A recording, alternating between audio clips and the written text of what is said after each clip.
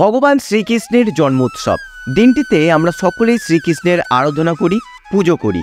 কিন্তু যে জায়গায় প্রতিদিন 24 ঘন্টা ভগবান শ্রীকৃষ্ণের আরাধনা চলছে আর যেখানে আছে বিশ্বের সবথেকে বড় কৃষ্ণ মন্দির, সে জায়গায় জন্মাষ্টমী ঠিক কেমন হয়? ভিডিওর মধ্যে রয়েছে ঠিক এই প্রশ্নেরই উত্তর। এতটুকু বলতে পারি, এটা আমার জীবনে কাটানো সবথেকে সুন্দর জন্মাষ্টমী। নমস্কার বন্ধুরা, আজ হচ্ছে বাংলার 9ই ভাদ্র আর ইংরেজির 26শে অগস্ট। আজ হচ্ছে জন্মাষ্টমী।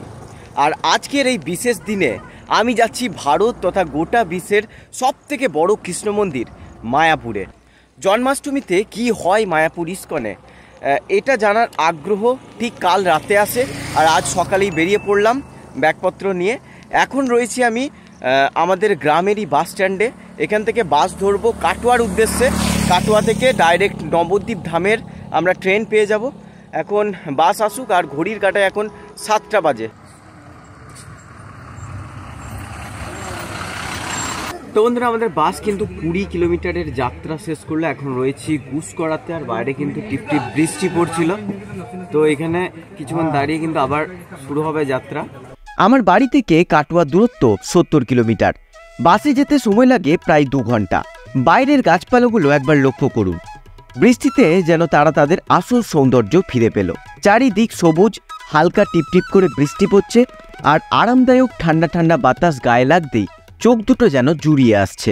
দেখতে দেখতে পৌঁছে গেলাম কাটোয়া রেল স্টেশনে। বৃষ্টি এখনো তার আসল রূপ দেখায়নি, টিপটিপ করে অনবরত পড়েই যাচ্ছে। তো বন্ধুরা, এখন হয়ে গেছে ঘড়ির কাঁটায় 9টা 34, আর আমরা এখন এসে পৌঁছালাম কাটোয়া জাংশনে। তো এখান থেকে আমাদের ট্রেন আছে হাওড়া ইন্টারসিটি, সেটা এখানে টাইম হচ্ছে ওই 9:45, আর নবদ্বীপ ধাম পৌঁছাবে 10:15-তে। তো সেটা করে এখন যাব। আর কন্টিনিউয়াস কিন্তু বৃষ্টি হয়েই যাচ্ছে, আর সাথে কিন্তু ছাতাও আনিনি। তো নবদ্বীপ ধামে গিয়ে কিন্তু আমাদের একটা ছাতা কিনতে হবে। তো চলো, ট্রেন আসুক। ট্রেনে যে ভিড় হবে তা আন্দাজি করতে পেরেছিলাম। একদিকে ভালো যে এই ট্রেনের মাঝে কোনো স্টপেজ নেই, ডাইরেক্ট নবদ্বীপ। তাই তো আধা ঘন্টার মধ্যেই এত ভিড়ে এক পায়ে দাঁড়িয়েই পৌঁছে গেলাম নবদ্বীপ ধাম স্টেশনে। তো বন্ধুরা, ঘড়ির কাঁটায় হয়ে গেছে এখন 10:20, আর আমাদের ট্রেন কিন্তু রাইট টাইমেই নামালো নবদ্বীপ ধামে। এবার এখান থেকে যাব টোটো নিয়ে ফেরিঘাটে, সেখান থেকে কিন্তু নৌকা পারাপার করবো। আর দেখতেই পাচ্ছ এখনও কিন্তু বৃষ্টি থামেনি, বৃষ্টি কিন্তু পড়েই যাচ্ছে। আর ট্রেনটা ছিল এত ভিড় যে কি বলবো। তাও এটা এক্সপ্রেস বলে ডাইরেক্ট কাটোয়া থেকে নবদ্বীপে নামছি, তাও ঠিক আছে। যদি লোকাল ট্রেনে আসতাম তো হয়ে যেত, মানে এত ভিড়। চলো বাইরে যাই। স্টেশন থেকে বেরিয়ে চলে এলাম টোটো স্ট্যান্ডে। প্যাসেঞ্জার হতেই আমাদের টোটোও ছেড়ে দিল। যাচ্ছি নবদ্বীপ ফেরিঘাটে, সেখান থেকে লঞ্চে করে যাব মায়াপুর। টোটো ভাড়া মাত্র 20 টাকা। টোটো চালক দাদার কাছে শুনলাম আজ নাকি ভোর থেকেই শুরু হয়ে গেছে তাদের যাওয়া আসা। একটা সময়েও টোটো ফাঁকা নেই। মানে বুঝতেই পারছো কতটা ভিড় হতে চলেছে মায়াপুরে এই বৃষ্টির দিনেও। ফেরিঘাটে যাওয়ার টিকিট কাউন্টারের ভিড়টা একবার দেখো। কোনো রকমে 10 টাকার লঞ্চের টিকিট কেটে বের হলাম। আর এই হচ্ছে লঞ্চের ভিড়, পা ফেলারও জায়গা নেই। আকাশ পুরো মেঘলা। বলা বাহুল্য আজ মনে হয় বৃষ্টি আর থামবে না, এখনো বৃষ্টি পড়েই যাচ্ছে। ফাইনালি আমাদের লঞ্চ কিন্তু ছেড়ে দিল, আর চারিদিকে বিশাল বৃষ্টি পড়ছে এখন। আর দেখতেই পাচ্ছ চারিদিকটা, আর সামনে দেখা যাচ্ছে মন্দির। আর আজকে জন্মাষ্টমী উপলক্ষে কিন্তু অনেক ভিড় হয়েছে, দেখতেই পাচ্ছ। আর পুরো পুরো ভিজে যাচ্ছি, মানে এটা একটা আলাদা ফিলিংস। মানে এতবার এসেছি, এরকম তো এইরকম পাইনি, তো দারুণ লাগছে। তো বন্ধুরা, কিন্তু চারিদিকে বিশাল বিশাল বৃষ্টিতে কিন্তু ভিজছি। খালি প্রবলেম আমার এই মাইকটাকে নিয়েই, বাকি আমি ভিজি, কোনো প্রবলেমই নেই। আর সামনে কিন্তু দেখা যাচ্ছে মন্দির, তোমরাও দেখতে পাচ্ছ আশা করি। এই দেখো মন্দির, আর সামনের যে সঙ্গম সেটা তোমাদেরকে একবার দেখাই। এই দিকে দেখতে পাচ্ছ, এইদিকে আসছে ভাগীরথী নদী, মানে গঙ্গা। আর ওই যে কালো রঙের জলটা দেখতে পাচ্ছি আরও সামনে যায়, ওইটা হচ্ছে জলঙ্গি নদী। পুরো সঙ্গমটা কিন্তু ভালো করে এখান থেকে দেখা যায়। দেখতে পাচ্ছ আরও একটা লঞ্চ কিন্তু আসছে। আর আজকে পুরো ভোরবেলা থেকে এই মায়াপুরের ঘাট এত ভর্তি, মানে এত ভিড় যে কি বলবো। ট্রেন থেকে শুরু করে টোটো, এই লঞ্চ সবই পুরো এখন ভক্তের আগমনে ভর্তি। আর সামনেই দেখাচ্ছি তোমাদের, দেখো এই দেখো, এটা হচ্ছে আসল সঙ্গম। ভালো করে লক্ষ্য করলে কালো আর সাদা জল কিন্তু দেখা যাচ্ছে। তো এই জায়গাটাই দেখো, এইটা হচ্ছে ভাগীরথী আর এইটা হচ্ছে জলঙ্গি, দেখতেই পাচ্ছ। দীর্ঘ 4 ঘন্টা বাস, ট্রেন, টোটো, লঞ্চ সব রকমের যানবাহন চড়ে অবশেষে পৌঁছে গেছি মায়াপুর ঘাটে। এবার আমাদেরকে যেতে হবে মন্দিরে। এবার মন্দির যেতে হলে এখান থেকে কিন্তু হেঁটেও যেতে পারো, 10-15 মিনিট লাগবে, আর না হলে টোটো করে নিতে পারো, টোটোই 10 টাকা নেয়। আর যা বৃষ্টি পড়ছে আমাকে টোটো কিন্তু করতেই হবে। তো দেখি সামনেই টোটো স্ট্যান্ড, এখানে টোটো করে নিয়ে চলে যাই মন্দিরে।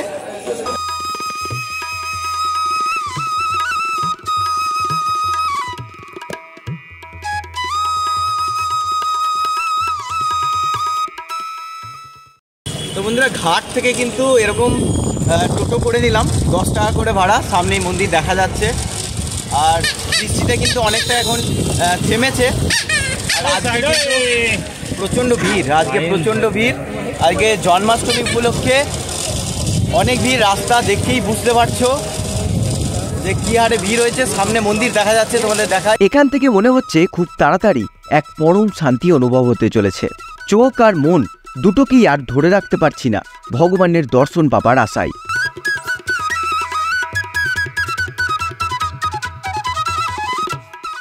তো ফাইনালি বন্ধুরা এতটা জার্নি করে অবশেষে পৌঁছালাম। দেখতেই পাচ্ছ এই গোটা ভারতবর্ষ তথা গোটা বিশ্বের সব থেকে বড় কৃষ্ণ মন্দির এখন আমার পিছনে।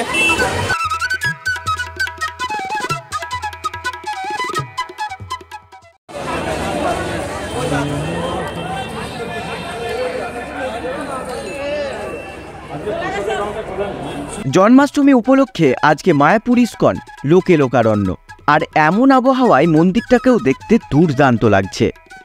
তো বন্ধুরা দেখতে পাচ্ছ এই হচ্ছে মেন গেট, আর ঠিক পিছনে এখানে অখণ্ড হরিনাম সংকীর্তন হয়, অর্থাৎ 24 ঘন্টায় দেখতে পাচ্ছ হচ্ছে এখনো। আর এই হচ্ছে মন্দির, দেখতে পাচ্ছ। আর আজকে কি হারে ভিড় হয়েছে একবার দেখো। আর বন্ধুরা এখানেই কিন্তু মহাপ্রসাদের কুপন পাওয়া যাচ্ছে, দেখতে পাচ্ছ লাইন পড়ে গেছে। তো 1টা থেকে 4টা পর্যন্ত ভোগ খাওয়ানো হবে। দেখতে পাচ্ছ প্রত্যেকটা কাউন্টারেই কিন্তু এইভাবে ভিড় হয়েছে মানুষের।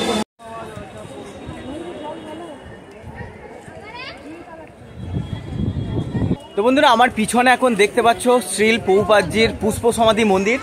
আর মন্দিরটা দেখতে কিন্তু আজকে দুর্দান্ত লাগছে। ভিতরে কিন্তু অনেক মানুষ যাচ্ছে, অনেক ভিড় হয়েছে। আমরাও ভিতরে ঢুকবো, তো এইদিকেই এখন সোজা যাব। আর সত্যি আজকের ওয়েদারটার জন্য মানে চারিদিকটা দেখতে এত সুন্দর লাগছে কি বলবো। তো বন্ধুরা শ্রীল প্রভুপাদজির যে পুষ্প সমাধি মন্দির, সেখানে যেতে হলে কিন্তু মোবাইল ফোন বা জুতো কিছু অ্যালাউ নেই। তো এখানে কিন্তু কাউন্টার আছে এখানে রাখার, তো এখানে বিনামূল্যে জুতো রাখতে পারবেন, আর এখানে কিন্তু মোবাইল রাখতে পারবেন। তো এগুলো সব রেখে ভিতর থেকে ঘুরে আসি, এসে আবার তোমাদের সঙ্গে কথা হচ্ছে।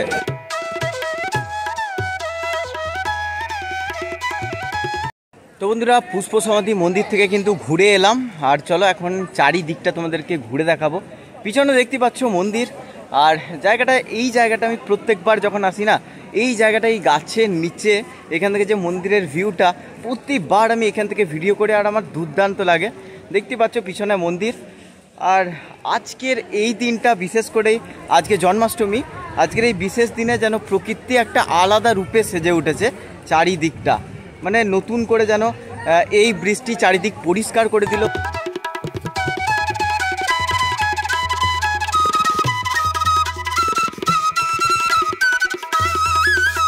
বন্ধুরা আমার পিছনে এখন যেটা দেখতে পাচ্ছ এটা হচ্ছে মায়াপুর ফুলডোম থিয়েটার বা মায়াপুর ডিজিটাল থিয়েটার। এখানে ভিতরে কিন্তু অনেক প্রদর্শনী হয়, অনেক মানে লাইটিং শো, যেটা আধ্যাত্মিক।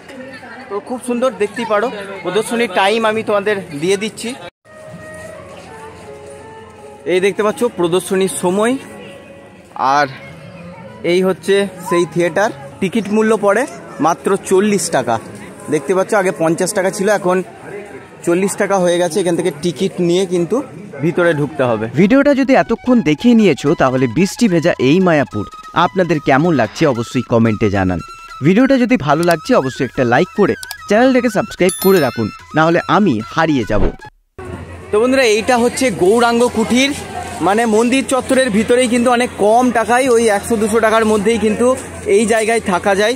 দেখতেই পাচ্ছ ওই ছোট্ট ছোট্ট কুঠিরের মতো আছে। আর এই ছিল গৌরাঙ্গ কুঠির।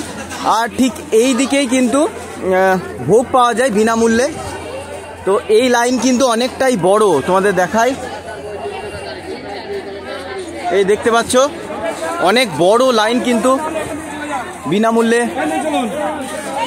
ভোগ খাওয়ার জন্য। দেখতে পাচ্ছ সকলেই কিন্তু লাইন দিয়েছে।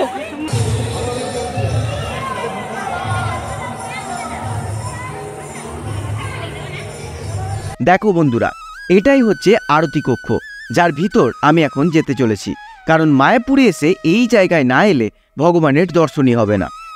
আর ভিতরে গিয়ে কি কি দেখলাম তা এসে তোমাদের জানাচ্ছি। তো বন্ধুরা, এত দূর থেকে মায়াপুর এলাম জন্মাষ্টমীর দিনে, আবার আজই ফিরে যাব। তার সাথে এই রকম বৃষ্টি পড়েই যাচ্ছে। তার মধ্যে আরতি কক্ষে গিয়ে যে শান্তিটা পেলাম সেটা আমি মুখে প্রকাশ করতে পারবো না। যে আজকের দিনে এত সুন্দর, মানে কি বলবো, এত সুন্দরভাবে দর্শন করলাম, ভিতরে গিয়ে অনেকটা টাইম স্পেন্ড করলাম। সত্যি মানে একটা আলাদাই শান্তি অনুভব হলো ভিতরে গিয়ে। আর এই মুহূর্তে এখন রয়েছি বৃষ্টির মধ্যেই পার্কে। দেখতে পাচ্ছ চারিদিকে এখন সবুজে সবুজ, আর কাদা, অনেক কাদা হয়ে গেছে বৃষ্টির কারণে। আর পিছনে দেখা যাচ্ছে মন্দির। এই জায়গা থেকে মন্দিরে একটা দুর্দান্ত ভিউ আসে, তাই প্রতিবারের মতো এবারেও এলাম। আর বৃষ্টি পড়েই যাচ্ছে, সাথে কোনো ছাতাও নেই, ভিজে ভিজেই ঘুরছি চারিদিকটা। তো এটাই হয়তো শ্রীকৃষ্ণ চান, এটাই হয়তো প্রকৃতি বৃষ্টির মাধ্যমে চারিদিক পরিষ্কার করে দিচ্ছে। এই আজকের দিনে মনে হচ্ছে যেন প্রকৃতি নতুন জামা কাপড় পরছে, নতুনভাবে সেজে উঠছে। এটাই লীলা, এটাই ভগবানের লীলা। আর শান্তিটা, এই যে শান্তি মায়াপুরে এসে জন্মাষ্টমীতে, সেটা আমি আর কিচ্ছু মুখে বলবো না। তোমরা নেক্সট ইয়ার এসো এবং দেখে যাও। বাড়ি থেকে বেরিয়েছিলাম তখন আমার কাছে কোনো ছাতা ছিল না। ভেবেছিলাম মায়াপুরে এসে একটা ছাতা কিনতে হবে, কিন্তু মন্দিরে প্রবেশের পর ওইসব আর মাথাতেই ছিল না। ভগবানের দর্শন করে ফিরে এসে কি জানি বৃষ্টিতেও ভিজতে যেন একটা আলাদাই শান্তি অনুভব হচ্ছিল। দূর থেকে ভেসে আসা ভগবানের নাম সংকীর্তন, টিপ টিপ বৃষ্টির শব্দ, সবুজে ঘেরা গাছপালায় নিজেকে উজাড় করে দিতে ইচ্ছে করছে। ধীরে ধীরে বৃষ্টিটা আরও প্রবল হলো। আর এই বৃষ্টি ভেজা মায়াপুরের জন্মাষ্টমীও আমার জীবনের স্মরণীয় দিনগুলোর মধ্যে একটা হয়ে রইল। সাথে যদি ছাতা থাকতো তাহলে বুঝতেই পারতাম না গাছ শুধু রোদ থেকে না, বৃষ্টি থেকেও আমাদের রক্ষা করে। সাথে যদি ছাতা থাকতো তাহলে আরতি কক্ষেও আরও আধ ঘন্টা বসতে পারতাম না জামা শুকাবার জন্য। সাথে যদি ছাতা থাকতো তাহলে এক হাতে ভিডিও আর এক হাতে দৃশ্য আপনাদের দেখাতে পারতাম না। তো বন্ধুরা, মায়াপুর ভ্রমণ কিন্তু এখানেই আমাদের শেষ হলো। চলে এলাম ঘাটে। এখান থেকে লঞ্চে করে আবার যাব নবদ্বীপ, এবং নবদ্বীপ থেকে আবার ভাবছি বাসে করে বর্ধমান চলে যাব। তো এটাই বেটার হবে, কারণ আবার আমাকে কাটোয়া যেতে হবে, তারপর আবার বর্ধমান। তার থেকে ডাইরেক্ট বাস পেয়ে গেলে বাসেই চলে যাব। আর মন্দির থেকে যেই বেরোলাম না, বৃষ্টি পুরো থেমে গেল। এখন বৃষ্টি সেইভাবে পড়েনি, ঠান্ডা ঠান্ডা হাওয়া দিচ্ছে নদীর ধারে। তো চলো এখন লঞ্চে চাপি। একটা লঞ্চ এলো, এই দেখতে পাচ্ছ।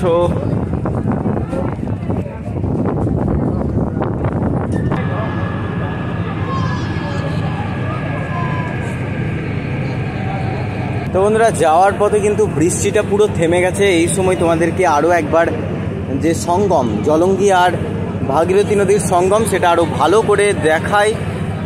তো দেখতেই পাচ্ছ জলের কালার। এই জায়গাটা একবার লক্ষ্য করো, এইটা হচ্ছে জলঙ্গি আর ওইটা হচ্ছে ভাগীরথী। দেখো এই জায়গাতেই কিন্তু মিশছে, দেখো।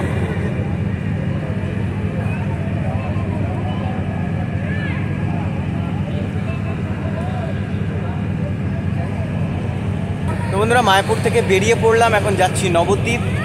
চলো নবদ্বীপ ঘাটে যাওয়া যাক। আর এখন ওয়েদার সত্যি দুর্দান্ত হয়ে গেছে, মানে এই যে লঞ্চে করে যাচ্ছি দুর্দান্ত লাগছে দেখতে। নবদ্বীপে পা রাখতেই বৃষ্টি আরও প্রবল হয়ে পড়েছিল। সেখান থেকে টোটো করে চলে আসছি স্টেশন, এবং স্টেশন থেকে ডাইরেক্ট বর্ধমান যাওয়ার বাস পেয়ে যাই। তো বন্ধুরা, অবশেষে কিন্তু বর্ধমান স্টেশনে পৌঁছালাম। মানে প্রায় 2 ঘন্টার মতো লাগলো নবদ্বীপ থেকে ডাইরেক্ট বর্ধমান আসা। আর ট্রেন পেয়ে গেছি 5টা 25-এর, এখান থেকে কিন্তু আসানসোল লোকাল যেটা। তো অবশেষে একটা দীর্ঘ মানে যাত্রা কমপ্লিট করলাম। আর বৃষ্টির মধ্যে সারা দিন কেটেছে, টোটালি ভিজেছি। তো অবশেষে এখন কিন্তু বৃষ্টি থেমে গেছে। চলো বাড়ি যাওয়া যাক, আর ভিডিওটা এখানেই শেষ করব।